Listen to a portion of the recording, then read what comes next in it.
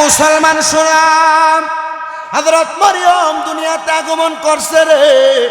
আব্বা জান ইন্তেকাল করলেন, বাইতুল মুকাদ্দাসের একজন ইমাম কমে গেছে। হযরত মরিয়মের আম্মা জান হযরত হান্না চিন্তা করলো, এ কন্যা সন্তানটারে আল্লাহ আমারে দিয়া আমার স্বামীটারে আমার কাছ থেকে কাইরা নিলেন। ও আল্লাহ, এটা কেমন আজব খেলা খেলাইলেন। হযরত হান্না বলেন, আমি আমার কন্যা সন্তানটারে লালন পালন করার মতো অত টাকা পয়সা সম্পত্তি আমার কাছে নাই। হযরত হান্না বলেন, আমি আমার কলিজার টুকরা কন্যা হযরত মরিয়ম রে কোলের মধ্যে কইরা লইয়া আমি চলে গেলাম এবার বাইতুল মুকাদ্দাস মসজিদের সামনে। ডাক দিয়া বললাম, এ বাইতুল মুকাদ্দাসের ইমামেরা কই আছো তোমরা? চারজন ইমাম বাইতুল মুকাদ্দাস থেকে বের হয়ে আসলেন। ওনারা ডাক দিয়া কয়, কি গো বড় ইমাম সাহেবের স্ত্রী সাহেবান, আপনি যে আমাদের সামনে চলে আসলেন, কারণটা কি? বলে, আমি তো আমার কন্যাটার লালন পালন করতে পারবো না, আমার কাছে তেমন কোনো অর্থ সম্পদ নাই। তারা ডাক দিয়ে বলেন, আমি রাজি আছি। চারজন রাজি হয়ে গেলেন, কিন্তু চারজনকে তো একটা কন্যা সন্তানের দায়িত্ব দেওয়া যাবে না। চারজনের মধ্য থেকে কে কন্যা সন্তানটাকে নিবে তাদের মাঝে প্রতিযোগিতা চলতেছে। এ বাবা, এবার চারজন ইমামের কাছে আমার আল্লাহর পক্ষ থেকে আলহাম চলে আসলো। আল্লাহর বান্দারা, তোমরা প্রতিযোগিতা করবা না এমন ভাবে, তোমরা যেই দোয়াত কলম দ্বারা তোমাদের কিতাবের লেখাগুলা লেখো, ওই দোয়াত কলমটা তোমরা কষ্ট করে নদীতে ফেলে দাও। বিসমিল্লাহ বলে ফেলবা, যেন নদী থেকে যার দোয়াত কলমটা ফিরে আসবে তার কাছে আল্লাহ তাআলার বন্ধু হযরত মরিয়ম লালন পালন হবে। চারজন নদীতে কলম মারছে, কিন্তু কারোর কলম ফিরে আসে নাই। শুধু হযরত মরিয়ম আলাইহিস সালাতু ওয়াস সালামের যে খালু আছেন, ওনার কলমটা ফিরে আসছে। মরিয়মের খালু হযরত মরিয়ম রে কোলে নিয়া বাইতুল মুকাদ্দাসের ছোট্ট একটা ঘরের মধ্যে লালন পালন করা শুরু করলেন। হযরত মরিয়মের বয়স এবার হয়ে গেল 7 থেকে 8 বছর। হযরত মরিয়ম মানুষকে তাওহীদের দাওয়াত দেয়, হযরত মরিয়ম মানুষকে রিসালাতের দাওয়াত দেয়, হযরত মরিয়ম মানুষকে আল্লাহর কথা বলে। কিন্তু ইহুদিরা বলে, এই ছোট্ট মাইয়া 7, 8, 9 বছর বয়স, এই মাইয়াটা আমাদের বাপদাদার ধর্মকে লাঞ্ছিত করার জন্য এমন কোন খোদার দাওয়াত দেয় যে খোদা নাকি একজন। তখন মানুষগুলা লাত উজ্জার পূজা করত, মূর্তির পূজা করত, মানুষগুলা গাছের পূজা করত, ওই সময়কার মানুষ সূর্যের পূজা করত, ওই সময়কার মানুষ পানির পূজা করত, ওই সময়কার মানুষগুলা শিরিক বেদাতের সাথে লিপ্ত ছিল। হযরত মরিয়ম বলে, আমি তাদেরকে বলতে লাগলাম, তোমরা যে গাছের পূজা করো ওই গাছ কেটে ফেললে আর রাখতে পারবা না। তোমরা যে মাছের পূজা করো, তোমরা সেই মাছকে আবার আহার করো। যেই সূর্যের পূজা করো, ওই সূর্য চলে যায় আবার আসে। তোমরা যে অবুঝ প্রাণীদের পূজা করো, গরুর পূজা করো, এগুলা তোমাদের কাছ থেকে চলে যায় আবার আসে, মৃত্যুবরণ করো। আমি মরিয়ম এমন একজন খোদার দাওয়াত তোমাদেরকে দেই, ওই খোদার দাওয়াত তোমরা গ্রহণ করো, যার সাথে কোনো শরীক নাই, লা শারিকা লাহ, ওই আল্লাহ তাআলার সাথে কোনো অংশীদার নাই। তিনি মৃত্যুবরণ করে না, তিনি হাইয়ুল কাইয়্যুম, তিনি চিরস্থায়ী, তিনি চিরঞ্জীব। এ আল্লাহর বান্দারা, তোমরা কেউ আল্লাহর প্রতি ঈমান আনয়ন করবা। তারা কেউ হযরত মরিয়মের কথা মানে না। হযরত মরিয়ম যে সময় বসবাস করতেন, কিছুদিন পরে হযরত মরিয়মের খালু মারা গেল। ওই বাইতুল মুকাদ্দাস এরিয়ার মধ্যে একজন লোক ছিল, যার নাম ছিল কুচ্ছা। এই লোকটার কাজ হলো এলাকার সুন্দর সুন্দর মহিলা, এলাকার নারীদের সাথে অবৈধ সম্পর্ক করত, অবৈধ সম্পর্ক করে তার সময়গুলা কাটাইত। হযরত মরিয়ম আলাইহিস সালাতু ওয়াস সালাম 9 বছর থেকে 10 বছর উপনীত হওয়ার পরে হযরত মরিয়ম বড় স্বাবলম্বী হয়ে গেল। ওই কুচ্চা একদিন ফজরের নামাজের পরবর্তী সময়ে হযরত মরিয়মের ঘরের সামনে দাঁড়ায় গেছে। হযরত মরিয়ম তখন নামাজ আদায় করে। হযরত মরিয়ম ফজরের নামাজের পরবর্তী সময়ে গোসল করে পবিত্রতা, হযরত মরিয়ম সুবহে সাদিকের পরবর্তীতে গোসল করে পবিত্রতা অর্জন করে ঘরের দিকে প্রবেশ করে। মনে রাখবেন রে মুসলমান মহিলা যারা নারী যারা আছে তারা যেন দুনিয়ার জমিনের মধ্যে গোসল করার পর তাদের ছাড়া চুলগুলা কোনো পুরুষ মানুষ না দেখে। এ মহিলা কেন কেন কেন একটু শুনে রাখো, কারণ তোমার সর্ব সৌন্দর্য প্রকাশ পায় একটা নারীর গোসলের পরবর্তী সময়ে। এই জন্য তোমরা কখনো গোসলের পরবর্তী সময়ে তোমার স্বামী ছাড়া অন্য কোনো পুরুষের সামনে তোমার চুল ঝাড়বা না, অন্য কোনো পুরুষের সামনে তোমার চেহারা দেখাইবা না। এটা হারাম হারাম হারাম হারাম, কিন্তু তোমার স্বামীর সামনে করা এটা তোমার জন্য বড় আরাম, এটা সৌন্দর্য। অনেক মহিলারা আছেন, আমি আপনাদেরকে স্বাভাবিকভাবে বলার চেষ্টা করি, যেগুলার বিচার মাঝে মাঝে আমাদের মুফতি সাহেবানদের কাছে আছে। হুজুর বিচার কি? স্ত্রী গোসল করে আসার পরে স্বামী যদি পরবর্তীতে স্ত্রীর সঙ্গে মধুর মিলনে লিপ্ত হতে চায়, ওই স্ত্রী তখন রাজি হয় না, চিন্তা করে মাত্রই তো গোসল করে পবিত্র হয়ে আসলাম, এখন কেন আমার স্বামী আবার আমার সাথে মিলন করতে চায়? না না না, আমার মা বোনরা যেন এই ব্যাপারে সাবধান হয়ে যায়, সতর্ক হয়ে যায়। তুমি যদি একবার না দুইবার না 70 বারও গোসল করে আসো, আর তোমার স্বামী যদি তোমার সঙ্গে 70 বার পরবর্তী গোসল পরবর্তী সময় মিলন করতে চায়, তুমি তোমার স্বামীর মিলনে আগ্রহ প্রকাশ করবা। কারণ কি? কারণ কি? কারণ তোমার স্বামী গোসল পরবর্তী সময় তোমার চেহারা দেখে দেখে শান্তি পায়, প্রশান্তি লাভ করে। এবার আপনারা বলেন, মা বোনরাই আদেশগুলো মানার দরকার আছে নাকি নাই? হযরত মরিয়ম আলাইহিস সালাম চলে আসলেন, কুচ্ছা বাজে নজর দিয়ে তাকাইলেন। হযরত মরিয়ম বলে, কুচ্ছা তুমি যার দরজার মধ্যে যাও সে নারীর ইজ্জত তুমি হরণ করো, আমার বুঝতে বাকি নাই তুমি আমার ঘরের দরজায় এসে আমার ইজ্জত নষ্ট করবা। হযরত মরিয়ম বলে, কুচ্ছা সাবধান, বাইতুল মুকাদ্দাসের কোনো দরজা দিয়ে আমার ঘরে প্রবেশ করবা না, তবে অনুমতি আছে, অনুমতি আছে, অনুমতি আছে। কিসের অনুমতি? বলে, আমি 2 রাকাত নামাজ আদায় করব। 2 রাকাত নামাজ আদায় করেন হযরত মরিয়ম আল্লাহ তাআলার দরবারে দোয়া কামনা করে, গো আল্লাহ, আমি মরিয়মের যদি ইজ্জত লুণ্ঠন করে, তুমি আল্লাহ তাআলা তাওহীদের দাওয়াত আমি দেই, তারা আমার তাওহীদের দাওয়াতটাকে অবহেলা করবে, আল্লাহ তুমি ছাড়া আমার ইজ্জত কেউ রক্ষা করতে পারবে না। আমার আল্লাহ ডাক দিয়া কয়, রে জিবরাইল, যাও যাও, আমার মরিয়মের ইজ্জতটা রক্ষা করা দরকার। হযরতে জিবরাইল আমিন আগমন করলেন, মুখের ফুৎকার দ্বারা ওই কুচ্ছা নামক লোকটাকে হযরত মরিয়মের ঘরের দরজা থেকে এমন দূরে একটা ঝাটকা দিয়া ফালাইলেন। ওই লোকটা, কুচ্ছা নামক বাজে লোকটার মাথা ফেটে রক্ত বের হয়ে মারা গেছে সাথে সাথে। আর জিবরাইল ডাক দিয়া কই, মরিয়ম আমার সামনে আগমন করেন। হযরত মরিয়ম যখন আগমন করলো, রে বাবা, হযরত মরিয়মকে মুক্তাহা করার কথা বললেন। হযরত মরিয়ম মুক্তাহা করার সাথে সাথে হযরত মরিয়মের মুখের মধ্যে একটা ফুৎকার দিলেন। ফুৎকার ফু দেওয়ার সাথে সাথে হযরত মরিয়ম ওনার ঘরে চলে গেলেন। অল্প কিছুদিন পর হযরত মরিয়ম গর্ভবতী হয়ে গেলেন। 10 বছরের নারী, এখনো পর্যন্ত কোনো বিবাহ হয় নাই, কিন্তু গর্ভে সন্তান। মানুষ হযরত মরিয়মকে অপবাদ দিতে লাগলেন, মরিয়ম তোমার বিবাহ হয় নাই, সন্তান আসলো কিভাবে? এটা হতে পারে না। মরিয়ম তুমি যে এমন কথা বলতেছ, এমন কাজ করতেছ, তোমার তাওহীদের খোদা কি তোমারে কোনো বাধা দেয় না?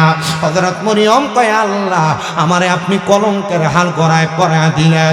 মানুষ আমারে কলঙ্ক দেয়, মানুষ আমারে বাজে কথা বলে, মানুষ তো আমি মরিয়মের কথাগুলো শুনে না। স্বামী নাই, স্বামী নাই, সন্তান আসলো কেমনে? হযরত মরিয়ম রে আমার আল্লাহ তাআলা ইন্নাল্লাহা মা'আস সাবিরিন ধৈর্য ধারণ করার আয়াত শোনায়া দেয়। হযরত মরিয়ম ডাক দিয়া কয়, আল্লাহ আমি ধৈর্য ধারণ করি, কিন্তু ইহুদিরা আমি মরিয়মকে অপবাদ দেয়, খারাপ কথা বলে। আল্লাহ কই, মরিয়ম অল্প কিছুদিন অপেক্ষা করো। অল্প কিছুদিন পরে হযরতে মরিয়ম আলাইহিস সালাতু ওয়াস সালামের সন্তান দুনিয়াতে আগমন করলো, ছোট বাচ্চা। এলাকার সব মানুষ মরিয়মের ঘরের দরজায় একজন একদল মানুষ বলতেছে মরিয়মের এই সন্তানকে দুনিয়াতে রাখা যাবে না, আমরা মরিয়মের এই সন্তানটারে আমরা মাটি গর্ত করে একবারে মাটির নিচে দিয়া দেই। আরেক দল বলতেছে আগুন জ্বালাও, আগুনের মধ্যে দিয়া দেই। আরেক দল বলতেছে না না না, জীবিত অবস্থায় নদীর পানিতে ফেলা দেই। হযরত মরিয়ম কয় আল্লাহ, ও আল্লাহ, আমি যদি আমার সন্তানটারে দুনিয়ার জমিনের মধ্যে মানুষের হাতে দিয়া দিই, তারা যদি আগুনে পুড়িয়া দেয়, তারা যদি পানিতে ফেলাইয়া দেয়, তারা যদি জীবিত মাটি দিয়া দেয়, আল্লাহ গো কেন এবার সন্তান দিলা, আবার তুমি কাইরা নিবা? আল্লাহ না না না, আমি মরিয়ম এটা সহ্য করতে পারবো না। আল্লাহ কই মরিয়ম ধৈর্য ধারণ করো গো, এই সন্তান সাক্ষী দিবে সন্তানটাকে। যখন হযরত মরিয়মের সন্তানকে তারা নিয়ে যাওয়ার জন্য আসলেন, আসার সাথে সাথে সন্তান ডাক দিয়ে কয় আমার তোমরা বাবা ছাড়া সন্তান বলো না, আমি হইলাম ঈসা রুহুল্লাহ। ঈসা রুহুল্লাহ মানে রুহুল্লাহ দ্বারা বুঝাইলেন ফুৎকারের দ্বারা আল্লাহ তাআলা এই হযরত ঈসাকে দুনিয়াতে পাঠাইছেন। এবার মানুষ বলতে লাগলেন এটা আল্লাহর ফুত। কার ফুত? লাম ইয়ালিদ, জোরে কর না, লাম ইয়ালিদ। আল্লাহ কাউকে জন্ম দেন না, কারো থেকে জন্ম নেন না। তার মানে কি আল্লাহর কোনো সন্তান আছে? আল্লাহর কোনো মা বাপ আছে? না। এ বিশ্বাস করা কুফরি। বলেন এ বিশ্বাস করা কুফরি এবং শিরিক। এটা কি শিরিক? এটার কারণে গুনাহ হবে, গুনাহগার হবে, ঈমান চলে যাবে। এজন্য আল্লাহর কোনো সন্তান, তো এরা তো ইহুদি, এরা ইহুদি হওয়া আর এই সমস্ত কথা বলা স্বাভাবিক কথা কয় না কেন? আর এই সমস্ত কথা যারা বলে এরা ইহুদি, এদের সাথে ইসলামের কোনো সম্পর্ক নাই। হযরত মরিয়মের এই সন্তানকে যখন আল্লাহর ফুত বলে বলে মানুষ ডাকেন, হযরত মরিয়ম বলে আল্লাহ আমি তো এক খোদার সাক্ষী দেই, কিন্তু তুমি যে আমার কাছে এমন একটা কথা শোনাইতেছো আমার এটা সহ্য হয় না। আল্লাহ তাআলার হুকুম পায়াম হযরত মরিয়মকে আল্লাহ আদেশ দিলেন মরিয়ম এখান থেকে বড় দূরে যাইয়া তোমার সন্তানটার একটা গুহার মধ্যে রেখে দাও। হযরত মরিয়ম বলে ও আল্লাহ গো, এই সন্তান কেমনে সহ্য করবে? সন্তান না খায়া কেমনে থাকবে? আল্লাহ তাআলার আদেশ অমান্য করে নাই। হযরত মরিয়ম ছোট বাচ্চাটারে নিয়া গুহার মধ্যে যখন রেখে দিলেন, আমার আল্লাহ তাআলার পবিত্র বান্দী হযরত মরিয়ম বলে আমি এক সপ্তাহ পরে পরে আমার সন্তানকে দেখতে যাইতাম। আমি যায়া দেখলাম হযরত মরিয়ম আলাইহিস সালাতু ওয়াস সালামের সন্তান হযরত ঈসা রুহুল্লাহ ওনার ডান হাতের শাহাদাত আঙ্গুলটা মুখের মধ্যে দিয়া উনি ডান হাতের শাহাদাত আঙ্গুলটাকে চষতেছে। দেখেন ছোট ছোট বাচ্চারা মুখের মধ্যে আঙ্গুল দিয়া কেমন করে চষে, কেন জানেন রে বাবা? আমার আল্লাহ তাআলা এই ছোট বাচ্চাদেরকে আঙ্গুল চষার মাঝখানে বরকতের পানি পান করায়। হযরত ঈসা রুহুল্লাহরে আমার আল্লাহ তাআলা ওই বরকতের পানি ওনার ডান হাতের শাহাদাত আঙ্গুল দিয়া বাঁচায়া রাখছেন। হযরত মরিয়ম কয় আল্লাহ পাহাড়ের গুহার মধ্যে কেউ আমার সন্তানকে খাওয়ায় না, কিন্তু তুমি কি খাওয়ান দিয়া আমার সন্তানকে বাঁচায় রাখছো তুমি ভালো জানো। ঈসা রুহুল্লাহ বড় হয়ে গেছে, এবার মা যেমন তাওহীদের দাওয়াত দেয়, আল্লাহর দ্বীনের দাওয়াত দেয়, ঈসা রুহুল্লাহ তেমন ভাবে দাওয়াত দেয়। কিন্তু মানুষ কয় ঈসা রুহুল্লাহ তেমন ভাবে দাওয়াত দেয়, যদি এই দাওয়াত মানুষ গ্রহণ করে তাহলে মানুষ এই দাওয়াত গ্রহণ করার কারণে আমাদের বাপ দাদার ধর্ম লুণ্ঠিত হয়ে যাবে। চলো রে আমরা ঈসা রুহুল্লাহরে মেরে ফেলি। ঈসা রুহুল্লাহরে মারার জন্য তারা কত রকমের ফন্দি আটলেন। ফন্দি আটার পরে হযরত ঈসা রুহুল্লাহরে তারা মারতে পারে না। ঈসা রুহুল্লাহ যে জায়গায় বসবাস করতেন একটা পাহাড়ের একবারে উঁচু স্থানের মধ্যে ছোট্ট একটা ঘর বানায়া ওই জায়গার মধ্যে হযরত ঈসা রুহুল্লাহ বসবাস করতেন।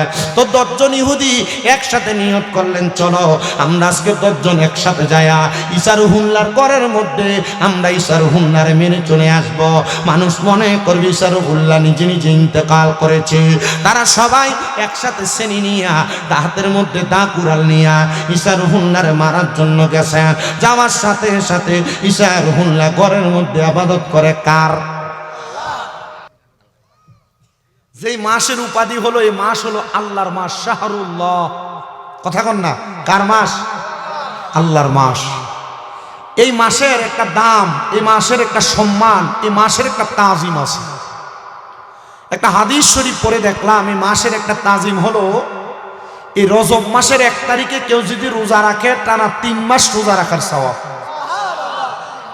রজব মাসের 2য় দিন কেউ যদি রোজা রাখে টানা 2 মাস রোজা রাখার সওয়াব। রজব মাসের 3য় দিন থেকে শেষ পর্যন্ত কেউ যদি প্রতিদিন একটা করে রোজা রাখে প্রতি রোজায় 1 মাস করে রোজা রাখার সওয়াব। এই রজব মাস শুধু আল্লাহর মাস আর রোজা রাখলে সওয়াব এই জন্যই বিখ্যাত না, এই রজব মাস আরো একটা কারণে বিখ্যাত। কেন?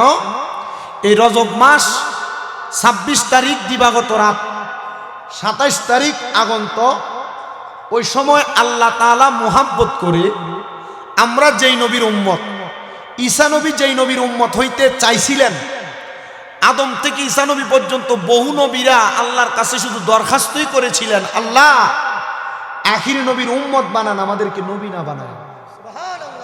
ওই নবীকে আমার আল্লাহ তাআলা আল্লাহর সাথে মুলাকাত করার জন্য, সাক্ষাৎ করার জন্য মেরাজ করিয়েছেন, ঊর্ধ্বগমন করাইছেন আল্লাহর বাড়ি লামকান।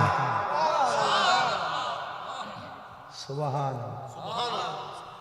এই মাসটা আরো একটা কারণে পরিচিত, যে কারণ হলো রজব মাসের 6 তারিখ হযরতে খাজা মুঈনুদ্দিন চিশতি সানজিরি আজমিরি জিনার কারণে ভারত উপমহাদেশের মানুষ পরন থেকে ধুতি খুললা লুঙ্গি পরার সুযোগ পাইছে।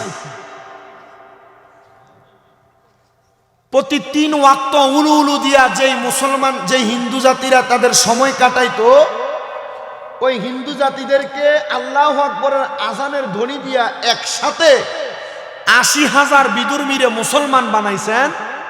সে আতে রসুল হিন্দেল ওয়ালি খাজা গরিবে নওয়াজের 6 শরীফ 6 রজবের মাস এটা।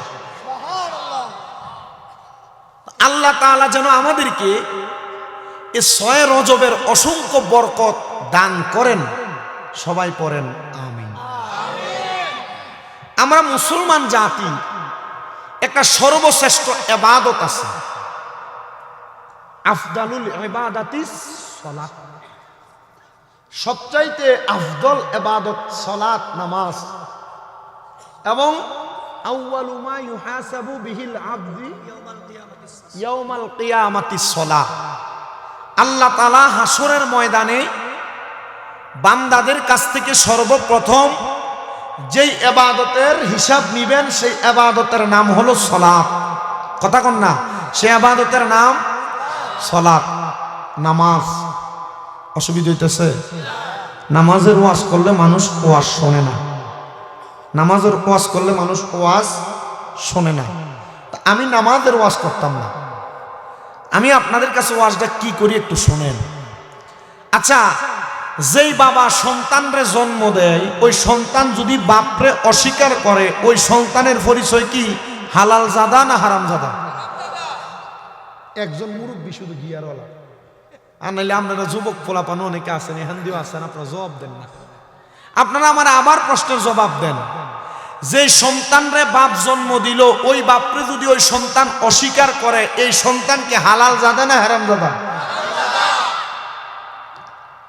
তো যেই ইবাদত শ্রেষ্ঠ, যেই ইবাদতের হিসাব হাসরের ময়দানে নেওয়া হবে, ওই ইবাদত যেখান থেকে আসলো, সেই জায়গা, সেই দিন, সেই দিনের কারামত, সেই দিনের ঘটনা, সেই দিনের ওয়াজকে যারা অস্বীকার করে, তারা কি মুসলমান না বেঈমান?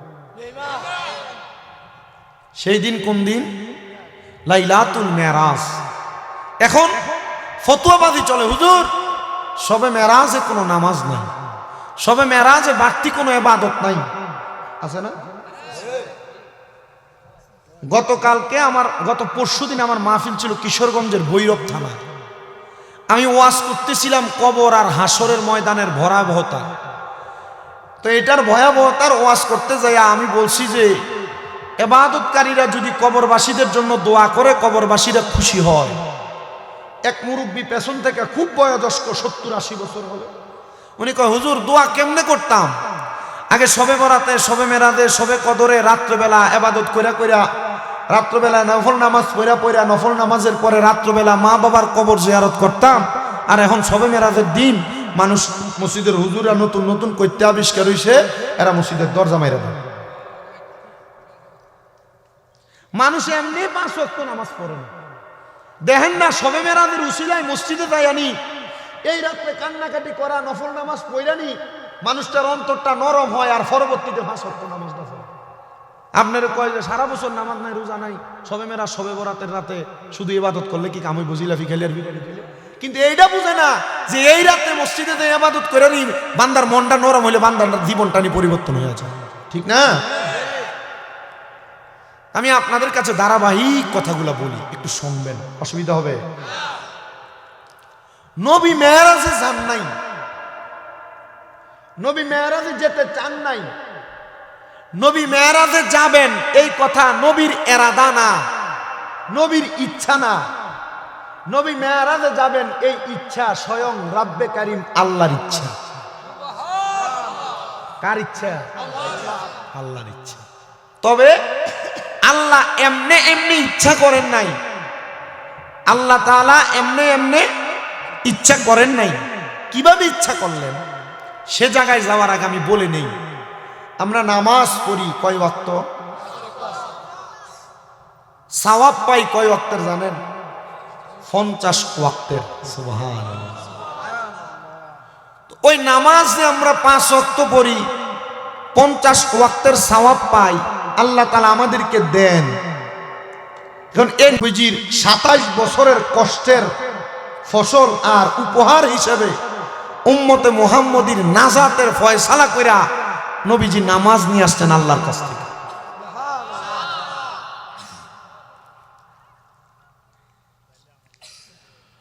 তো কখন নামাজ আসছে শুনেন, আল্লাহর একজন পয়গম্বর জিনার নামাকে নামদার তাজদারে মদিনা হুজুর নূর মুহাম্মদ মুস্তাফা আহমদ মুস্তাফা সাল্লাল্লাহু আলাইহি ওয়াসাল্লাম মদিনার রাহমাতুল লিল আলামিন নবী। ওই নবীজির পূর্বে আল্লাহ তাআলা বাবা ছাড়া একটা নবী দুনিয়াতে পাঠাইছিলেন, জিনার নাম হলো হযরতে ঈসা রূহুল্লাহ। নাম কি? বাপ ছাড়া সন্তান জন্ম নিলে মানুষ এটাকে হালাল জাদা বলে না। ওই ঈসা নবীরে ইহুদিরা অপবাদ দিয়েছিল। কখন অপবাদ দিয়েছে? ঈসা নবীর মায়ের নাম হযরতে মরিয়ম আলাইহিস সালাতু ওয়াস সালাম, মনে রাখবেন। হযরতে মরিয়ম আলাইহিস সালাতু ওয়াস সালাম এখনো পর্যন্ত দুনিয়াতে আগমন করেন নাই। আগমন করার আগে হযরত মরিয়ম আলাইহিস সালাতু ওয়াস সালামের মা, যার নাম ছিল হযরতে হান্না, নাম কি? হযরত মরিয়ম আলাইহিস সালাতু ওয়াস সালামের বাবা, যিনি ছিল বর্তমান জেরুজালেম ফিলিস্তিনে যে মসজিদ অবস্থিত বাইতুল মুকাদ্দাস, ইসরায়েলের জালেম বাহিনী যে মসজিদকে দখল করার জন্য মুসলমানের উপর অত্যাচার চালায়, ওই বাইতুল মুকাদ্দাস মসজিদের মধ্যে ইমাম ছিলেন 5 জন। এর মধ্যে হযরত মরিয়ম আলাইহিস সালাতু ওয়াস সালামের বাবা একজন, আর হযরত মরিয়ম আলাইহিস সালাতু ওয়াস সালামের খালু একজন, আর এছাড়া আরো 3 জন ইমাম ছিলেন বাইতুল মুকাদ্দাসের। এ পর্দার অন্তরালের মায়েরা, আপনার একটু অন্তরের কানটা দিয়া শুনবেন। কোন মহিলার গর্ভে সন্তান না আগমন করলে ওই মহিলার মনে কত কষ্ট থাকে। কোন বাবারে বিবাহ করার পরে আল্লাহ যদি সন্তান না দেয়, ওই বাবার কলিজা ফেটে কত কান্না চলে আসে। ওই বাবা একটা সন্তানের জন্য কত লাখ লাখ টাকা ডাক্তার কবিরাজের কাছে খরচ করে ফেলে। ঠিক তেমন ভাবে হযরতে মরিয়ম আলাইহিস সালাতু ওয়াস সালাম, ওনার আব্বা জান বলেন, আমি বাইতুল মুকাদ্দাসের ইমাম, কিন্তু আমি বাইতুল মুকাদ্দাসের ইমামতি করা অবস্থায় আমার আল্লাহ তাআলা আমার একটা সন্তান দেয় না, একটা সন্তান দেয় না। আমি একদিন আমার ঘরে প্রবেশ করলাম, ঘরে প্রবেশ কইরা আমার স্ত্রীকে বললাম, ও আমার স্ত্রী গো, আল্লাহ তো আমাদেরকে একটা সন্তান দেয় না। আমি বাইতুল মুকাদ্দাসে ইবাদত করি, তুমি তোমার ঘরে ইবাদত করো রে স্ত্রী। চলো না আজকে আমরা 2 জন একসাথে আমাদের ঘরে বৈশা 2 রাকাত শুকরিয়া আদায় করার লক্ষ্যে আমার আল্লাহ তাআলার দরবারে নামাজ আদায় করি। কালীপুরা এলাকার মুরব্বী বাবা, এ পর্দার অন্তরালের মা, স্বামী স্ত্রীদেরকে গভীর রজনীতে শুধু মিলন করার জন্য আমার আল্লাহ তাআলা রাত্র দেয় নাই। বাবা, বাসর রাতে যে 2 রাকাত নামাজ পড়ে বাসর শুরু করছো, একবার চিন্তা করে দেখো আর কোন দিন তুমি তোমার স্ত্রীকে সাথে নিয়ে নামাজ আদায় করেছো। আল্লাহর নবী বলে ওই স্বামী স্ত্রী বড় ভাগ্যবান। নবী গো কারা? বলে যেই ঘরের মধ্যে স্বামী সামনে দাঁড়ায়া আর স্ত্রী স্বামীর ডানে দাঁড়ায়া পেছনে নামাজ আদায় করে, তাদের মতো ভাগ্যবান স্বামী স্ত্রী আর দুনিয়াতে না। বাসর রাইতে যে 2 রাকাত নানিরা আর খালারা মামিরা ফুফুরা পড়াই দিছে, এরপরে আর জামাই বা জীবনে এক লগে নামাজই পড়ে না। ঠিক আছে?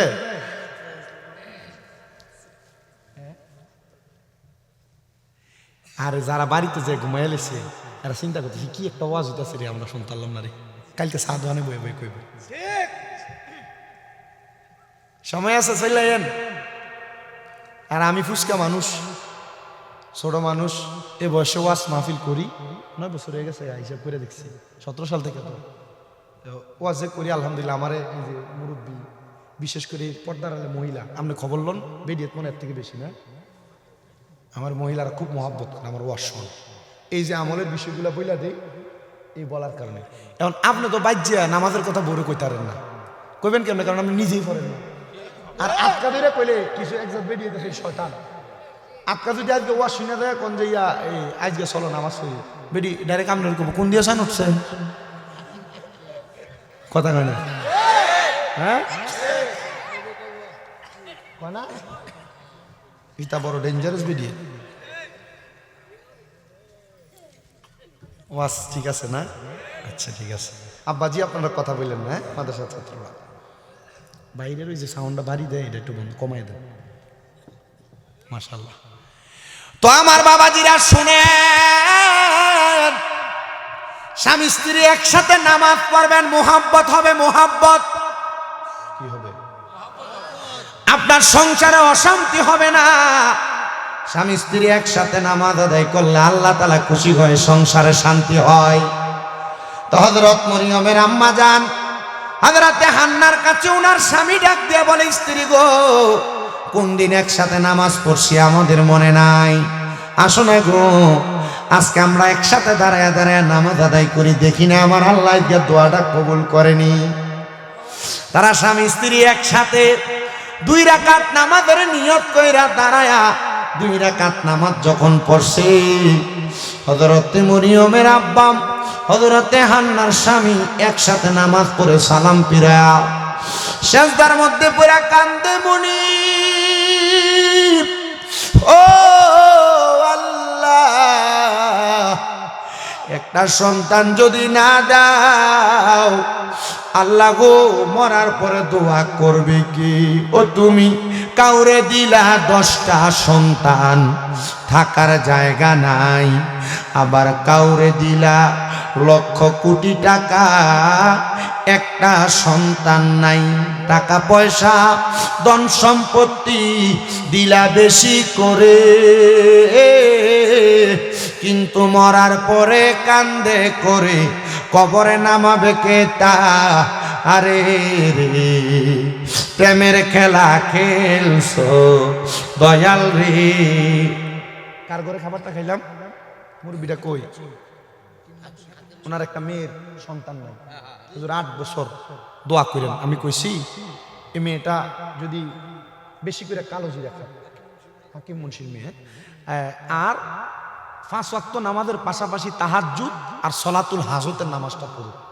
3 মাস স্বামী যদি কাছে থাকে আর ইবাদতটা রানিং থাকে, আল্লাহ সন্তান দিয়ে নিয়ামত দিবে। এই নিয়ামত আল্লাহ তাআলার পক্ষ থেকে আসে। নিয়ামত কার পক্ষ থেকে আসে?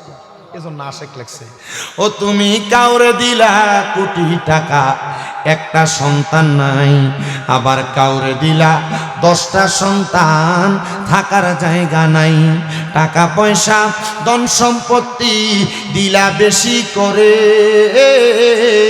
মরার পরে কান্দে করে কবরে নামাবে কে তা?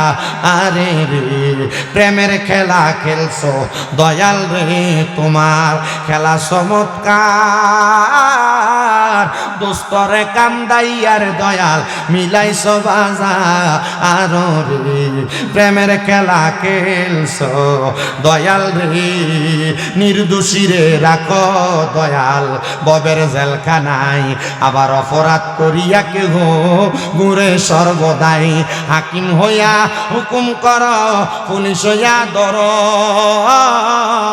আবার সর্প হইয়া দংশন কর, উজা হইয়া যার রে, প্রেমের খেলা খেলছো দয়াল রে, জোরে কোন আল্লাহু আকবার। হযরত মরিয়ম আলাইহিস সালাতু ওয়াস সালামের বাবা আমার আল্লাহর একটা ডাক দিয়া কয়, আল্লাহ দুনিয়ার কত মানুষের সন্তান আছে, আমার তো একটা সন্তান নাই, আল্লাহ তুমি আমরার একটা সন্তান দিয়ে আমরার কলিজাটা ঠান্ডা করো। হযরত মরিয়মের মা আর আব্বা জান নামাজের মুসল্লাটার ভিতরে পইরা কানতে কানতে নামাজের মুসল্লার মধ্যে বেহুশ হইয়া গেছে। হঠাৎ করে ঘুম থেকে জাগ্রত হইয়া আর 2 রাকাত নামাজ পড়ছে রে বাবা।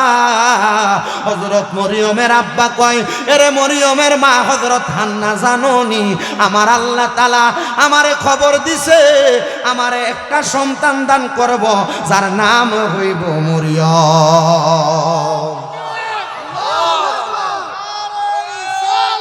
ইয়া রাসূলুল্লাহ, ইয়া রাসূলুল্লাহ, আমরা আছি সেখানে, আমরা আছি সেখানে। মুসলমান শোনাম, হযরত মরিয়ম দুনিয়াতে আগমন করছে রে, আব্বা জান ইন্তেকাল করলেন, বাইতুল মুকাদ্দাসের একজন ইমাম কমে গেছে। হযরত মরিয়মের আম্মা জান হযরত হান্না চিন্তা করলো, এ কন্যা সন্তানটারে আল্লাহ আমারে দিয়া আমার স্বামীটারে আমার কাছ থেকে কাইরা নিলেন, ও আল্লাহ এটা কেমন আজব খেলা খেলাইলেন। হযরত হান্না বলেন, আমি আমার কন্যা সন্তানটারে লালন পালন করার মতো কত টাকা পয়সা সম্পত্তি আমার কাছে নাই। হযরত হান্না বলেন, আমি আমার কলিজার টুকরা কন্যা হযরত মরিয়ম রে কুলের মধ্যে করে লইয়া আমি চলে গেলাম এবার বাইতুল মুকাদ্দাস মসজিদের সামনে। ডাক দিয়া বললাম, এ বাইতুল মুকাদ্দাসের ইমামেরা কই আছো তোমরা? 4 জন ইমাম বাইতুল মুকাদ্দাস থেকে বের হয়ে আসলেন। ওনারা ডাক দিয়া কয়, কি গো বড় ইমাম সাহেবের স্ত্রী সাহেবান, আপনি যে আমাদের সামনে চলে আসলেন, কারণটা কি? বলে, আমি তো আমার কন্যাটার লালন পালন করতে পারবো না, আমার কাছে তেমন কোনো অর্থ সম্পদ নাই। তারা ডাক দিয়ে বলেন, আমি রাজি আছি। 4 জন রাজি হয়ে গেলেন, কিন্তু 4 জনকে তো একটা কন্যা সন্তানের দায়িত্ব দেওয়া যাবে না। 4 জনের মধ্য থেকে কে কন্যা সন্তানটাকে নিবে তাদের মাঝে প্রতিযোগিতা চলতেছে। এ বাবা, এবার 4 জন ইমামের কাছে আমার আল্লাহর পক্ষ থেকে আলহাম চলে আসলো। আল্লাহর বান্দারা, তোমরা প্রতিযোগিতা করবা না এমন ভাবে, তোমরা যেই দোয়াত কলম দ্বারা তোমাদের কিতাবের লেখাগুলা লেখো, ওই দোয়াত কলমটা তোমরা কষ্ট করে নদীতে ফেলে দাও, বিসমিল্লাহ বলে ফেলবা, যেন নদী থেকে যার দোয়াত কলমটা ফিরে আসবে তার কাছে আল্লাহ তাআলার বন্ধু হযরত মরিয়ম লালন পালন হবে। 4 জন নদীতে কলম মারছে, কিন্তু কারোর কলম ফিরে আসে নাই, শুধু হযরত মরিয়ম আলাইহিস সালাতু ওয়াস সালামের যে খালু আছেন ওনার কলমটা ফিরে আসছে। মরিয়মের খালু হযরত মরিয়ম রে কোলে নিয়া বাইতুল মুকাদ্দাসের ছোট্ট একটা ঘরের মধ্যে লালন পালন করা শুরু করলেন। হযরত মরিয়মের বয়স এবার হয়ে গেল 7 থেকে 8 বছর। হযরত মরিয়ম মানুষকে তাওহীদের দাওয়াত দেয়, হযরত মরিয়ম মানুষকে রিসালাতের দাওয়াত দেয়, হযরত মরিয়ম মানুষকে আল্লাহর কথা বলে। কিন্তু কিন্তু ইহুদিরা বলে এই ছোট্ট মাইয়া 7, 8, 9 বছর বয়স, এই মাইয়াটা আমাদের বাপদাদার ধর্মকে লাঞ্ছিত করার জন্য এমন কোন খোদার দাওয়াত দেয় যে খোদা নাকি একজন। তখন মানুষগুলা লাত উজ্জার পূজা করত, মূর্তির পূজা করত, মানুষগুলা গাছের পূজা করত, ওই সময়কার মানুষ সূর্যের পূজা করত, ওই সময়কার মানুষ পানির পূজা করত, ওই সময়কার মানুষগুলা শিরিক বেদাতের সাথে লিপ্ত ছিল। হযরত মরিয়ম বলে আমি তাদেরকে বলতে লাগলাম তোমরা যে গাছের পূজা করো ওই গাছ কেটে ফেললে আর রাখতে পারবে না, তোমরা যে মাছের পূজা করো তোমরা সেই মাছকে আবার আহার করো, যেই সূর্যের পূজা করো ওই সূর্য চলে যায় আবার আসে, তোমরা যে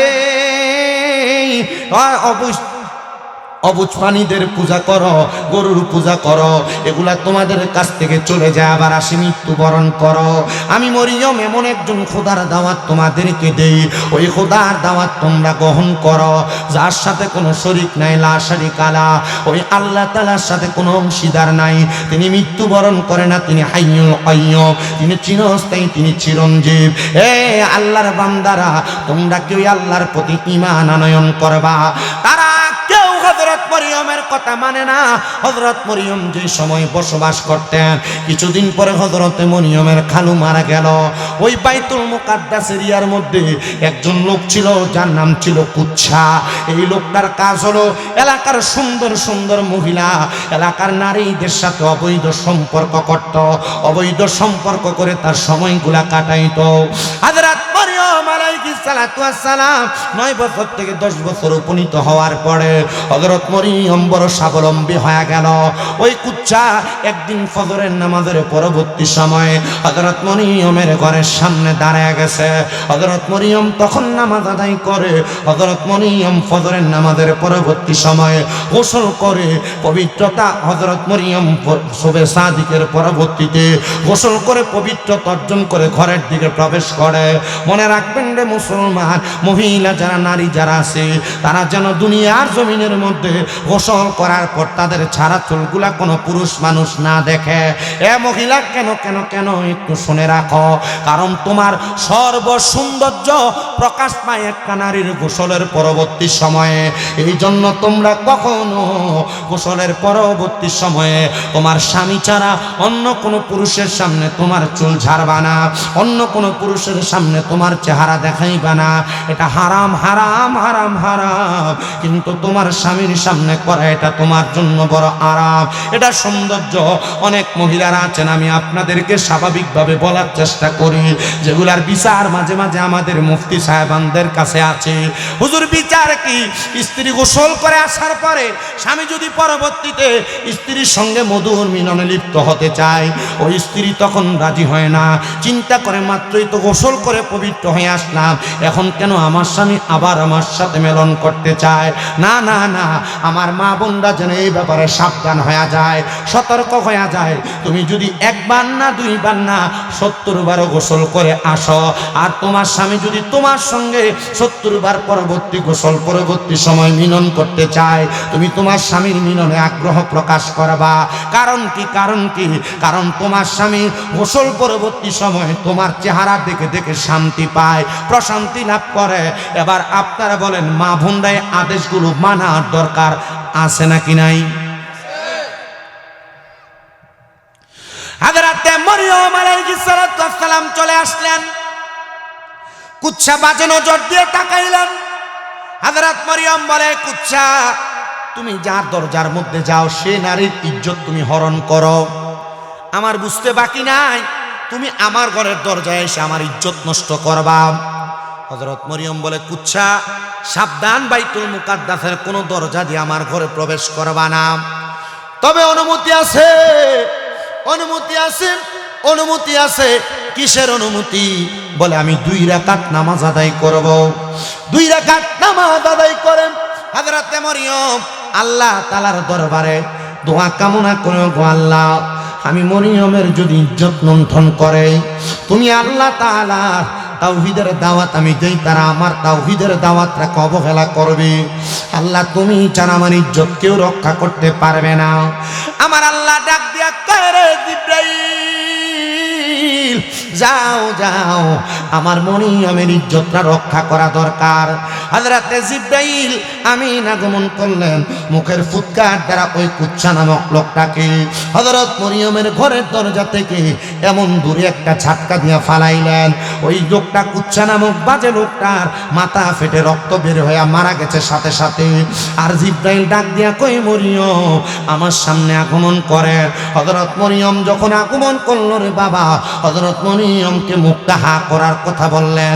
হযরত মরিয়ম মুখটা হা করার সাথে সাথে হযরত মরিয়মের মুখের মধ্যে একটা ফুৎকার দিলেন। ফুৎকার ফু দেওয়ার সাথে সাথে হযরত মরিয়ম ওনার ঘরে চলে গেলেন। অল্প কিছুদিন পর হযরত মরিয়ম গর্ভবতী হয়ে গেলেন। 10 বছরের নারী, এখনো পর্যন্ত কোনো বিবাহ হয় নাই, কিন্তু গর্ভের সন্তান। মানুষ হযরত মরিয়মকে অপবাদ দিতে লাগলেন, মরিয়ম তোমার বিবাহ হয় নাই, সন্তান আসলো কিভাবে? এটা হতে পারে না। মরিয়ম তুমি যে এমন কথা বলতেছ, এমন কাজ করতেছ, তোমার তাওহীদের খোদা কি তোমারে কোনো বাধা দেয় না? হযরত মরিয়ম কয় আল্লাহ আমারে আপনি কলঙ্কের হাল গড়ায় পড়ায় দিলেন। মানুষ আমারে কলঙ্ক দেয়, মানুষ আমারে বাজে কথা বলে, মানুষ তো আমি মরিয়মের কথাগুলো শুনে না। স্বামী নাই, স্বামী নাই, সন্তান আসলো কেমনে? হযরত মরিয়ম রে আমার আল্লাহ তাআলা ইন্নাল্লাহা মা'আস সাবিরিন ধৈর্য ধারণ করার আয়াত শোনায়া দেয়। হযরত মরিয়ম ডাক দিয়া কই আল্লাহ আমি ধৈর্য ধারণ করি, কিন্তু ইহুদিরা আমি মরিয়মকে অপবাদ দেয়, খারাপ কথা বলে। আল্লাহ কই মরিয়ম অল্প কিছুদিন অপেক্ষা করো। অল্প কিছুদিন পরে হযরতে মরিয়ম আলাইহিস সালাতু ওয়াস সালামের সন্তান দুনিয়াতে আগমন করলো, ছোট বাচ্চা। এলাকার সব মানুষ মরিয়মের ঘরের দরজায়, একদল মানুষ বলতেছে মরিয়মের এই সন্তানকে দুনিয়াতে রাখা যাবে না, আমরা মরিয়মের এই সন্তানটারে আমরা মাটি গর্ত করে একবারে মাটির নিচে দিয়া দেই। আরেক দল বলতেছে আগুন জ্বালাও, আগুনের মধ্যে দিয়া দেই। আরেক দল বলতেছে না না না, জীবিত অবস্থায় নদীর পানিতে ফেলাইয়া দেই। হযরত মরিয়ম কয় আল্লাহ,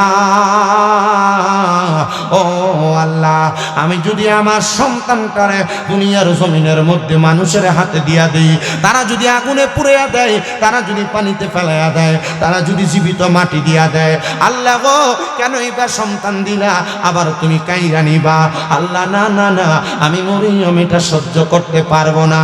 আল্লাহ কই মরিয়ম ধৈর্য ধারণ করো গো, এই সন্তান সাক্ষী দিবে সন্তানটাকে। যখন হযরত মরিয়মের সন্তানকে তারা নিয়ে যাওয়ার জন্য আসলেন, আসার সাথে সাথে সন্তান ডাক দিয়ে কয় আমার তোমরা বাবা ছাড়া সন্তান বলো না, আমি হইলাম ঈসা রুহুল্লাহ। ঈসা রুহুল্লাহ মানে রুহুল্লাহ দ্বারা বুঝাইলেন ফুৎকারের দ্বারা আল্লাহ তাআলা এই হযরত ঈসাকে দুনিয়াতে পাঠাইছেন। এবার মানুষ বলতে লাগলেন এটা আল্লাহর ফুৎ। কার ফুৎ? লাম ইয়ালিদ, জোরে কর না, লাম ইয়ালিদ। আল্লাহ কাউকে জন্ম দেন না, কারো থেকে জন্ম নেন না। তার মানে কি আল্লাহর কোন সন্তান আছে? আল্লাহর কোন মা বাপ আছে? না। এ বিশ্বাস করা কুফরি। বলেন এ বিশ্বাস করা কুফরি এবং শিরিক। এটা কি শিরিক? এটার কারণে গুনাহ হবে, গুনাহগার হবে, ঈমান চলে যাবে। এজন্য আল্লাহর কোন সন্তান, তো এরা তো ইহুদি, এরা ইহুদি হওয়া আর এই সমস্ত কথা বলা স্বাভাবিক কথা কয় না কেন? আর এই সমস্ত কথা যারা বলে এরা ইহুদি, এদের সাথে ইসলামের কোনো সম্পর্ক নাই। হযরত মরিয়মের এই সন্তানকে যখন আল্লাহর ফুত বলে বলে মানুষ ডাকে, হযরত মরিয়ম বলে আল্লাহ আমি তো এক খোদার সাক্ষী দেই, কিন্তু তুমি যে আমার কাছে এমন একটা কথা শোনাইতেছ আমার এটা সহ্য হয় না। আল্লাহ তাআলার হুকুম পায়াম হযরত মরিয়মকে আল্লাহ আদেশ দিলেন মরিয়ম এখান থেকে বড় দূরে যাইয়া তোমার সন্তানটার একটা গুহার মধ্যে রেখে দাও। হযরত মরিয়ম বলে ও আল্লাহ গো, এই সন্তান কেমনে সহ্য করবে? সন্তান না খায়া কেমনে থাকবে? আল্লাহ তাআলার আদেশ অমান্য করে নাই। হযরত মরিয়ম ছোট বাচ্চাটারে নিয়া গুহার মধ্যে যখন রেখে দিলেন, আমার আল্লাহ তাআলার পবিত্র বান্দী হযরত মরিয়ম বলে আমি এক সপ্তাহ পরে পরে আমার সন্তানকে দেখতে যাইতাম। আমি যায়া দেখলাম হযরত মরিয়ম আলাইহিস সালাতু ওয়াস সালামের সন্তান হযরত ঈসা রূহুল্লাহ ওনার ডান হাতের শাহাদাত আঙ্গুলটা মুখের মধ্যে দিয়া উনি ডান হাতের শাহাদাত আঙ্গুলটাকে চষতেছে। দেখেন ছোট ছোট বাচ্চারা মুখের মধ্যে আঙ্গুল দিয়া কেমন করে চষে, কেন জানেন রে বাবা? আমার আল্লাহ তাআলা এই ছোট বাচ্চাদেরকে আঙ্গুল চোষার মাঝখানে বরকতের পানি পান করায়। হযরত ঈসা রুহুল্লাহরে আমার আল্লাহ তাআলা ওই বরকতের পানি ওনার ডান হাতের শাহাদাত আঙ্গুল দিয়া বাঁচায়া রাখছে। হযরত মরিয়ম কয়, আল্লাহ পাহাড়ের গুহার মধ্যে কেউ আমার সন্তানরে খাওয়ায় না, কিন্তু তুমি কি খাওয়ান দিয়া আমার সন্তানকে বাঁচায় রাখছো তুমি ভালো জানো। ঈসা রুহুল্লাহ বড় হয়ে গেছে, এবার মা যেমন তাওহীদের দাওয়াত দেয়, আল্লাহর দ্বীনের দাওয়াত দেয়, ঈসা রুহুল্লাহ তেমন ভাবে দাওয়াত দেয়। কিন্তু মানুষ কয় ঈসা রুহুল্লাহ তেমন ভাবে দাওয়াত দেয়, যদি এই দাওয়াত মানুষ গ্রহণ করে তাহলে মানুষ এই দাওয়াত গ্রহণ করার কারণে আমাদের বাপ দাদার ধর্ম লুণ্ঠিত হয়ে যাবে।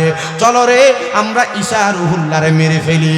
ঈসা রুহুল্লাহরে মারার জন্য তারা কত রকমের ফন্দি আটলেন। ফন্দি আটার পরে হযরত ঈসা রুহুল্লাহরে তারা মারতে পারে না।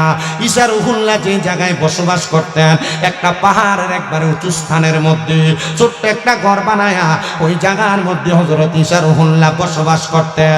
তো 10 জন ইহুদি একসাথে নিয়ত করলেন, চলো আমরা আজকে 10 জন একসাথে যায়া ঈসা রুহুল্লাহর ঘরের মধ্যে আমরা ঈসা রুহুল্লাহরে মেনে চলে আসব। মানুষ মনে করবে ঈসা রুহুল্লাহ নিজে নিজে ইন্তেকাল করেছে। তারা সবাই একসাথে শ্রেণী নিয়া হাতের মধ্যে দা কুড়াল নিয়া ঈসা রুহুল্লাহরে মারার জন্য গেছেন। যাওয়ার সাথে সাথে ঈসা রুহুল্লাহ ঘরের মধ্যে ইবাদত করে কার? আল্লাহর ইবাদত করতেছে। হযরত ঈসা রুহুল্লাহ যখন ইবাদত করে 10 জনের ভিতরে কইতেছে, রে কে মারবা? ঈসা রুহুল্লাহ তো ঘর থেকে ভয়ে বাইর হয় না। একজন ঈসা রুহুল্লাহকে মারার জন্য ঘরে প্রবেশ করছে। ঈসা রুহুল্লাহ সেজদায় পড়ে রয়েছে, আল্লাহ এখন যদি তারা আমার মাইরা ফেলে তো তোমার তাওহীদ মিস হয়ে যাবে, তোমার কালেমার দাওয়াত মিস হয়ে যাবে। আল্লাহ তুমি আমারে রক্ষা করো। মারহাবা কন্যা দি। আল্লাহ ডাক দিয়া কয়, রে জিবরাইল যাও যাও যাও, যারা আমার আল্লাহর হয়ে যায় তাদেরকে রক্ষা করে একজন, জোরে কন্যা তিনি কে? আপনি বিপদে, অভাবে, টেনশনে, মুসিবতে, রোগে ভরপুর আপনি আল্লাহর ইবাদতে লাগিয়া থাকেন, দেখবেন আল্লাহ অটোমেটিক আপনার উদ্ধার করবে। কথা কয় না? হযরত ঈসা রুহুল্লাহরে যাও, উনার ঘরের মাঝখান দিয়ে একটা ফাঁক ফাটাও, একটা ফাঁকা কইরা আমি আল্লাহ তাআলার আসমান কয়টা? কন্যা 7 আসমান। উপরে থাকবো 3 আসমান, নিচে থাকবো 3 আসমান, আর মাঝখানে 4র্থ আসমানের ভিতরে আমার বন্ধু ঈসা রুহুল্লাহর আইনা তুমি রাখো। মারহাবা কন্যা। ইহুদিরা প্রবেশ করছে। আল্লাহ জিবরাইলের মাধ্যমে ঈসা পয়গম্বররে 4র্থ আসমানে জীবিত অবস্থায় নিয়ে রাখছে, এখনো জীবিত। ঈসা নবীজি যখন দুনিয়াতে ছিলেন উনি সব দোয়ার ভিতরে একটা দোয়া করছে, আল্লাহ তুমি তো সব নবীদের একটা কমন দোয়া কবুল করো, আমি ঈসা রুহুল্লাহর একটা কমন দোয়া হইলো আমারে তুমি আখিরি নবীর উম্মত বানাইও। আখিরি নবী কোন নবী? জোরে জোরে জোরে জোরে কয় না? আখিরি নবী কোন নবী? আমাদের নবী। জোরে কন্যা সুবহানাল্লাহ। 4র্থ আসমানের মধ্যে আছেন হযরত ঈসা পয়গম্বর, আমাদের নবীর উম্মত হইয়া দুনিয়াতে আসবেন। ঈসা নবী আসার আগে কিয়ামত হইতো না? এর মধ্যে যা দেখতেছেন অবৈধ কর্মকাণ্ড, গান বাজনা, নাচানাচি, বেরিয়ে তুলঙ্গ, বেফরদা, বেহায়াপনা, মানুষ হারাম সুদ ঘুষ খায়, এ ফরের হক মাইরা মাইরা খায়, এটি যা দেখেন সব কিয়ামতের আলামত। যা দেখেন তা কিসের আলামত? কিয়ামতের আলামত। হযরত ঈসা রুহুল্লাহ যখন 4র্থ আসমানে, তো যারা ঈসা রুহুল্লাহর লগে অন্যায় করছে এর শাস্তির দরকার আছে না? আল্লাহ তাআলা জিবরাইল আমিনের মাধ্যমে যে লোকটা ঈসা রুহুল্লাহরে মারার জন্য ঘরে প্রবেশ করছে ওই লোকটার চেহারাটা ঈসা নবীর মতো বানায় দিছে। বাইরে আওনে 9 জন চিন্তা করে, দেখরি ঈসা নবী আমরা লোকের মাইরা ভাগিয়া দিতেছে। ঈসা নবী মনে কইরা তারা নিজের লোকরে মারছে, ঘরে প্রবেশ করে দেখে ঘরের মধ্যে ঈসা রুহুল্লাহ নাই, তারা তাদের নিজের লোকরে মেরে ফেলছে। এবার তারা যখন চলে যায়, এবার অল্প কিছুদিনের মধ্যে আমার আল্লাহ তাআলার আসমান আর আল্লাহ তাআলার জমিন এই দুইটার মধ্যে বড় কথোপকথন হচ্ছে। আসমান এবং জমিনের মধ্য থেকে কথা হয়। আসমান ডাক দিয়া কয়, এ জমিন, আমার আল্লাহ তাআলা আমার আসমানকে বড় সম্মানিত করেছে। জমিন বলে, না না না, আমাদেরকে সম্মানিত করেছে। আসমান আসমান বলে জমিন হ্যাঁ হ্যাঁ হ্যাঁ তোমারে সম্মানিত করেছেন, কিন্তু আমার আল্লাহ তাআলা আমরা আসমানের মধ্যে এমন একজন নবীকে রাখছেন যেই নবী জীবিত অবস্থায় পর্যন্ত এখনো পর্যন্ত আছে, জমিন আর কোনো উত্তর আসমানকে দেয় না। 570 খ্রিস্টাব্দে মদিনার রাহমাতুল লিল আলামিন নবী হযরতে খাজা আব্দুল্লাহর বাংলা কুটিরের মধ্যে মা আমেনার হুজরা মুবারকের মধ্যে রেহেমের মধ্যে থেকে যখন আগমন করলো, জমিন আসমানের কাছে জবাব দেয়, আসমান শোনো শোনো শোনো, ও আসমান শোনো, আমার আল্লাহ তাআলা এমন একজন নবীকে আমি জমিনের মাঝে পাঠাইছেন, যেই নবীর না বানাইলে আদম থেকে ঈসা নবী পর্যন্ত যত নবী রাসূল আছে, নবীর আল্লাহর বাড়িতে নেওয়ার জন্য, মেরাজ করার জন্য।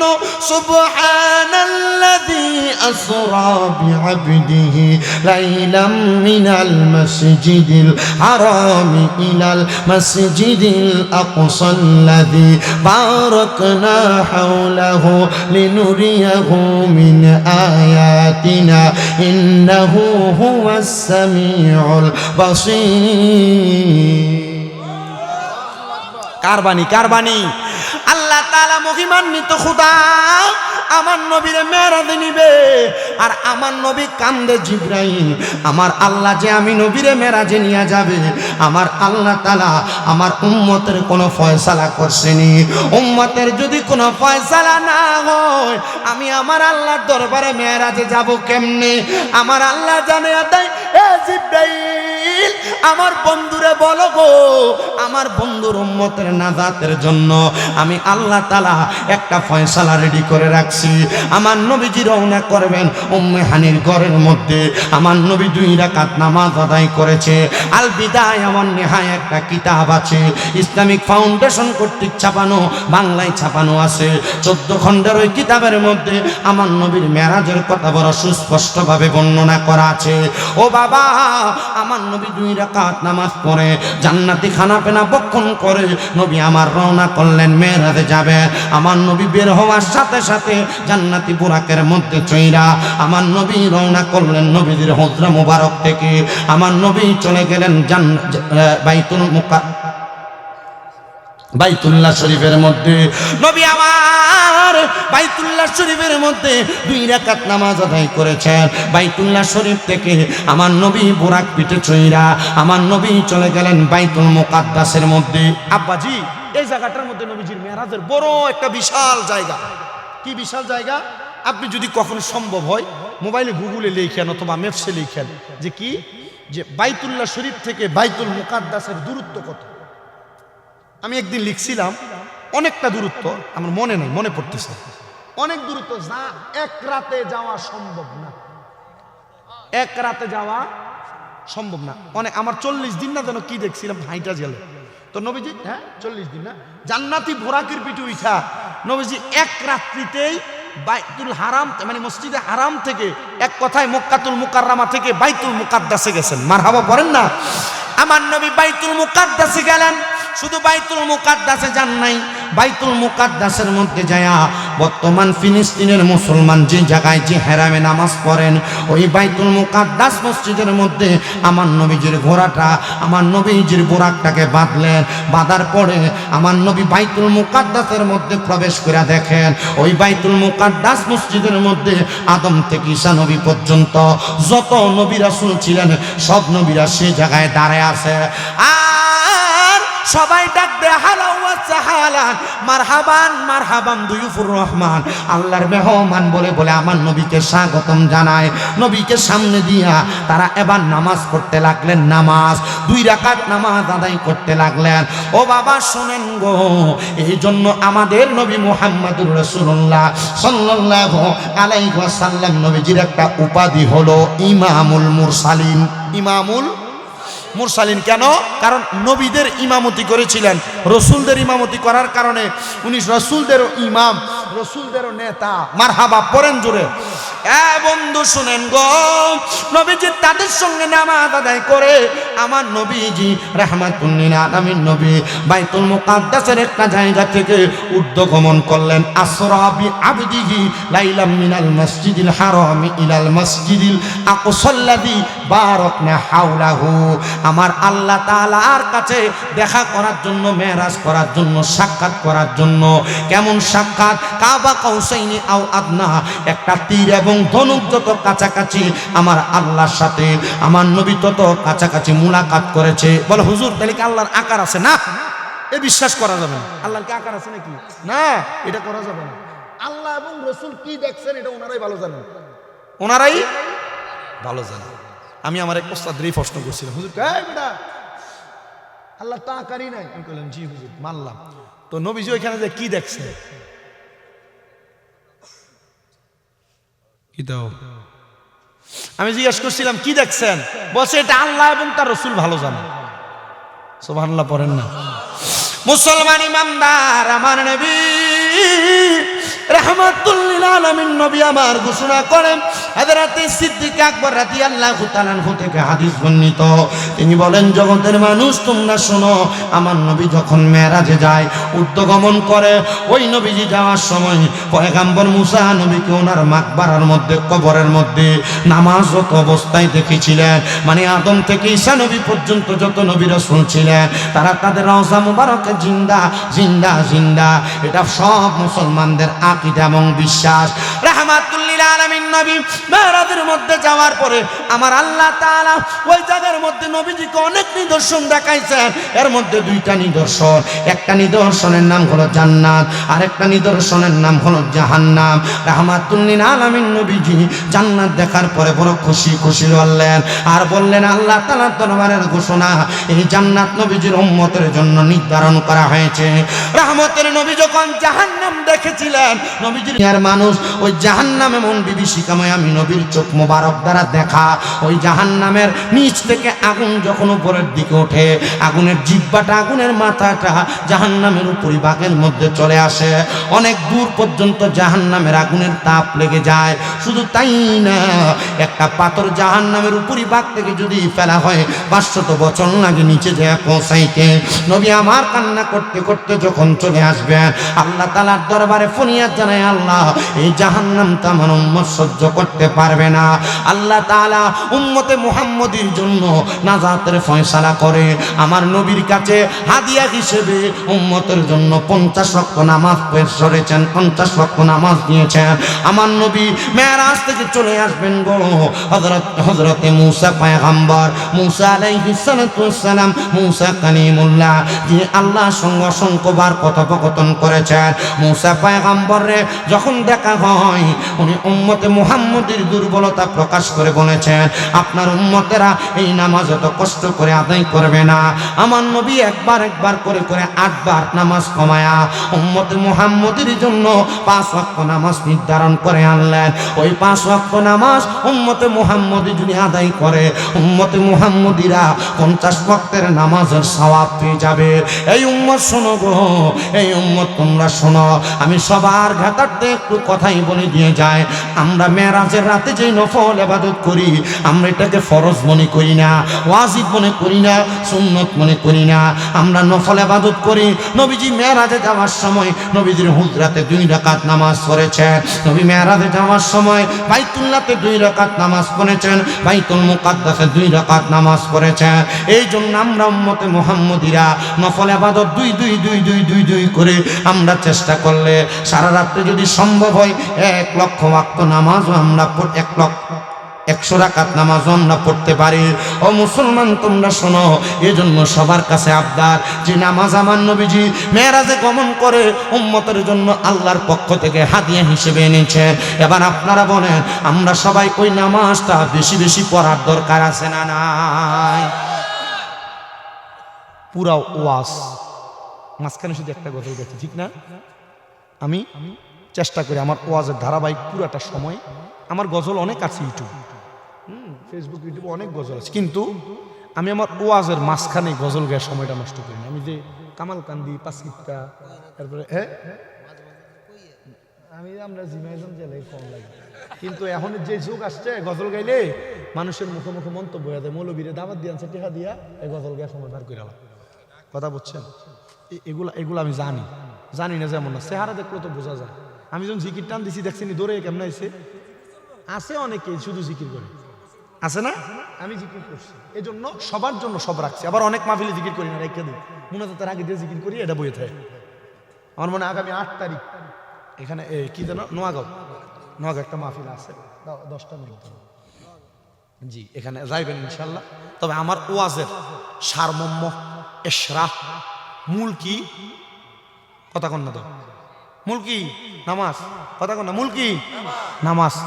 মেরাজের রাইতে মসজিদ বন্ধ রাখেন না, ফরজ। আমরা বলি না এটা ফরজ, আমরা বলি না এটা ওয়াজিব, বলি না সুন্নত। এই যে মেরাজের রাতে নামাজ, মেরাজের রাতে যে এই তাবারুক করা, সিন্নি খিচুড়ি বিরিয়ানি জিলাপি, এরপরে সবাই একসাথে মিলা কবর জিয়ারত করা, এলাকার মানুষ জাঁকজমক ভাবে সুন্দরভাবে মসজিদে যাওয়া, এমনি মানুষ নামাজ পড়ে না। এই রাতের উসিলায় যায়া যদি ওয়াজ নসিহতের মাধ্যমে যদি হেদায়েত হয়, এটার জন্য আমরা এই মেরাজের রাতে ইবাদত করি, আমরা এটাকে ফরজ মনে করি না। এই জন্য আমরা যারা আহলে সুন্নাত ওয়াল জামাতের আকীদাওয়ালা, আমাদের নিয়ত শুধু ওয়াজ মাহফিলের ভিতরে না, আমাদের নিয়ত যেন সব সময় হয় নবীজি আল্লাহর দরবারে এই মেরাজে গমন করে উম্মতের জন্য হাদিয়া হিসেবে জাহান্নাম থেকে বাঁচানোর জন্য যে নামাজ নিয়ে আসছেন, এই নামাজ আমরা উম্মত যদি দাবি করি, আমরা এই নামাজ পড়ার দরকার। কিন্তু এটা ওয়াজের প্যান্ডেল পর্যন্ত হুজুর, এরপরে আর থাকে না। আমি আমার মাদেরকে বলবো, আপনারা মাঝে মাঝে হুজুরের লেগে আমরা লেগে হাদিয়া পাঠান না, 200 100 300 500 পাঠা কেন? কাহিনী হইলো হুজুর একটু দোয়া করেন, ঘরটা থেকে রোগবালা মুসিবত ছাড়ে না, হুজুর আমার জামাইটার কামাই বরকত নাই, হুজুর আমরা ঘরটার ভিতরে অনেকটা বিপদ আর কুফা লাগিয়ে রয়েছে। আমি বলবো, যদি আপনারা মহিলারা নামাজ না পড়েন, মহিলারা ইবাদত না করেন, শুধু শামিমরা বানা, পুরা কুমিল্লা জেলা, পুরা বাংলাদেশের বড় হুজুর দিয়ে দোয়া করিলে হুজুর দোয়া কামাইব, কথা কয় না কেন? আমরা হুজুরের কিন্তু এটা দিয়ে কামাই কমে দেবো, কি হইব? বেডিয়ে তো নামাজি হোক, কথা কয় না। আগে সকালবেলা ফজরের নামাজ পড়ে এলাকার আশেপাশে দিয়ে হাঁটলে মহিলাদের গুনগুন গুনগুন কোরআন তেলাওয়াত শোনা যেত, আর গেলে নাক দাহিন আওয়াজ শোনা যায়, বরকত সব আপনারা শেষ করে দিচ্ছেন। একটা মহিলা যদি চায় তার স্বামীকে নামাজি বানাইতে পারে, কথা কন না, আমার ওয়াজ শেষ। শুধু আমি যে কথা কইতেছি, একটা মহিলা যদি চায় তার স্বামীরে, কথা কয় না কেন, নামাজি বানাইতে পারে, যদি ঘরে বরকত চান, যদি বিপদ আপদ মুক্ত চান, মুসিবত থেকে উদ্ধার হইতে চান, রোগ মাপ করাইতে চান, জামাইয়ের কামাই রুজির বরকত করাইতে চান, আপনারা এই মেরাজ থেকে আমার নবী যেই নামাজ নিয়ে আসছে, এই নামাজ আপনারা আদায় করেন। দরকার আছে না নাই? আল্লাহ আমাদেরকে সে নামাজি হওয়ার তৌফিক দান করুন। সবাই জিকির করেন, আল্লাহ আল্লাহ আল্লাহ ইল্লাহ আল্লাহ আল্লাহ লা ইলাহা। মৌতের তুফান চলবে যখন নবীজি আমরার, দয়া করে দেখাইয়েন চেহারায় আনোয়ার নবীজি আল্লাহ আল্লাহ লা ইলাহা ও আল্লাহ আল্লাহ লা ইলাহা।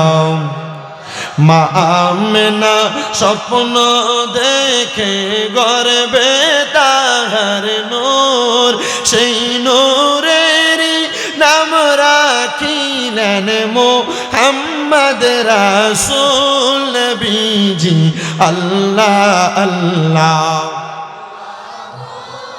লা ইলাহা। ও পড়েন আল্লাহ আল্লাহ ও লা ইলাহা। রহমত বরকত লইয়া নবীজি আসলেন এই ধরায়, আসুন সবাই দাঁড়াইয়া সালাম জানা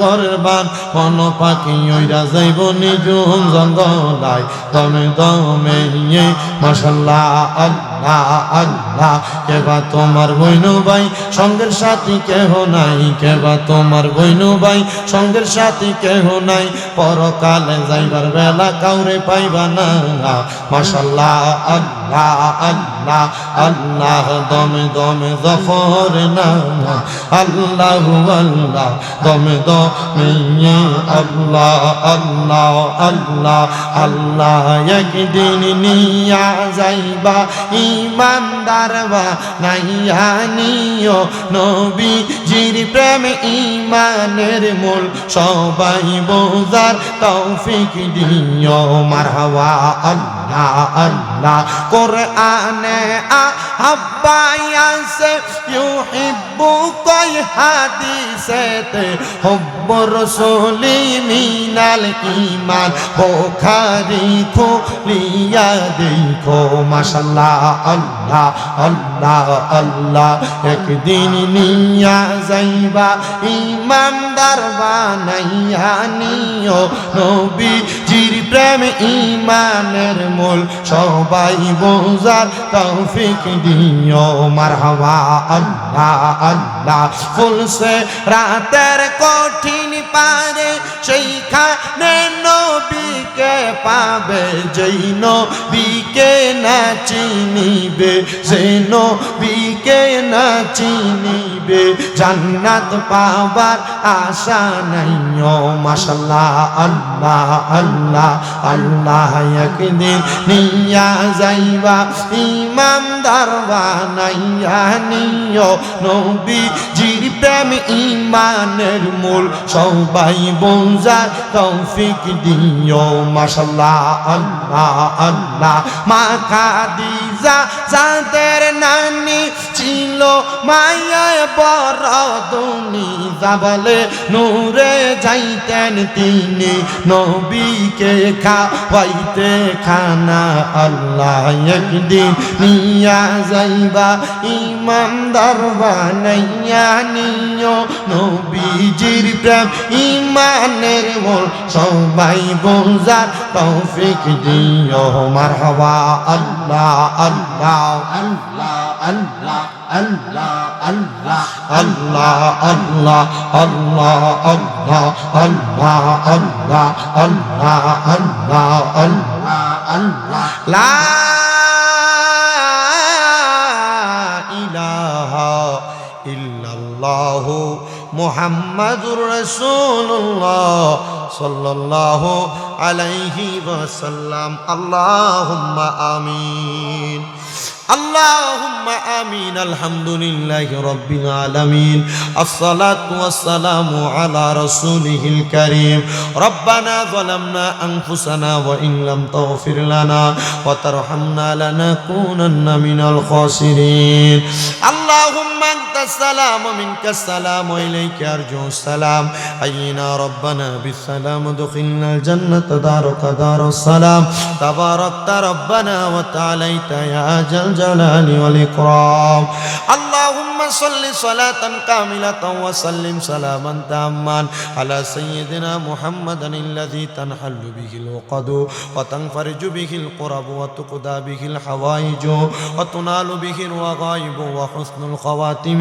ويستسقى الغمام بوجهه الكريم وعلى آله وأصحابه في كل لمحة ونفس بعدد كل معلوم لك اللهم صل على سيدنا محمد وعلى آل محمد بعدد كل داء ودواء وبعدد كل علة وشفاء رب العالمين الله رحمتنا নজর করে তাকিয়ে দেখেন এই কুমিল্লা জেলার অন্তর্গত মুরাদনগর থানাধীন কালীপুরা দক্ষিণ পাড়া যুব সমাজের উদ্যোগে ৫তম বাৎসরিক ওয়াজ ও দুয়ার মাহফিল সাজায়া এলাকার মুরব্বিনে কেরাম উলামায়ে কেরাম, বিশেষ করে যুবক ভাইরা, বিশেষ করে ছোট ছোট মাসুম বাচ্চারা, তালেবুল ইলম ছাত্ররা, পর্দার অন্তরালের মা বোনেরা, সোশ্যাল মিডিয়ার মাধ্যমে দেশ বিদেশ থেকে দেখনেওয়ালা আমার ভাই বাবারা, মা বোনেরা, আল্লাহ প্রত্যেকের মুনাজাত তোমার দরবারে কবুল আর মঞ্জুর করে নাও।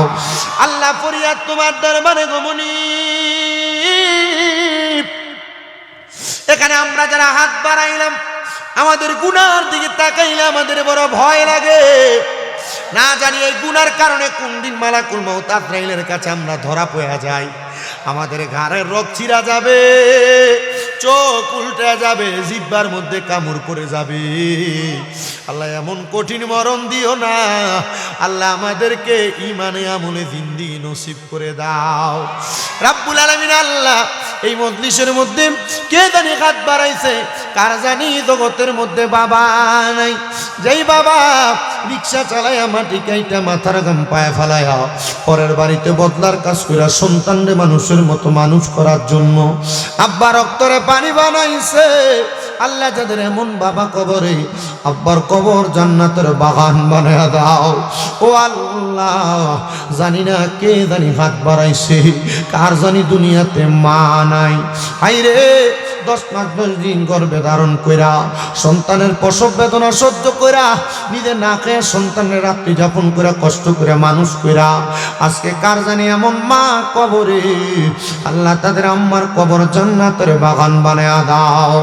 এমন অনেক ভাগ্যহারা সন্তান আছে যার তকদিরে মা বাপ দুইজন আল্লাহ উঠে নিয়ে গেছে, আল্লাহ তাদের আম্মা আব্বা দুইজনের কবর নাজাতের ফয়সালা করে দাও। আম্মা আব্বা চইলা গেছে, ওই আল্লাহ যারারে ফালাইয়া তারারে রাইখা গো গেছে কান্দিবার লাগিয়া। আল্লাহ যাদের মা বাবা কবরে, আম্মা আব্বার কবর জান্নাতের বাগান বানায়া দাও। যাদের মা বাবা বেঁচে আছে হায়াতে তয়্যিবা নসিব করে দাও। অনেকের মা বাবা সুস্থ আছে, পরিপূর্ণ সুস্থতার নিয়ামত দান করে দাও। আমার মা অসুস্থ, আল্লাহ 8 মাসের উপরে, আল্লাহ তুমি আমার আম্মারে সুস্থতার নিয়ামত দান করে দাও। আল্লাহ বিশেষ করে গো মনি পর্দার অন্তরালে অনেক মা বোনেরা দোয়া চাই, মায়ের বংশ, বাবার বংশ, দাদা দাদি নানার আত্মীয় স্বজনের বংশধর প্রত্যেককে তুমি মাফ করে দাও। এখানে যারা হাত বাড়াইছেন, যারা দেশ বিদেশ থেকে হাত বাড়াইছেন, প্রত্যেকের ব্যবসা বাণিজ্য কাজকর্মে চাকরিতে বরকত দান করে দাও। অনেক প্রবাসী ভাইরা বিদেশ থেকে দোয়া চায়, আল্লাহ আমার প্রবাসী ভাইদের কামাই রুজিতে বরকত দেন, যাদের আকামানে আকামার ব্যবস্থা করে দেন, যাদের কাজ কাম নাই কাজ কাম দিয়া দেন। আল্লাহ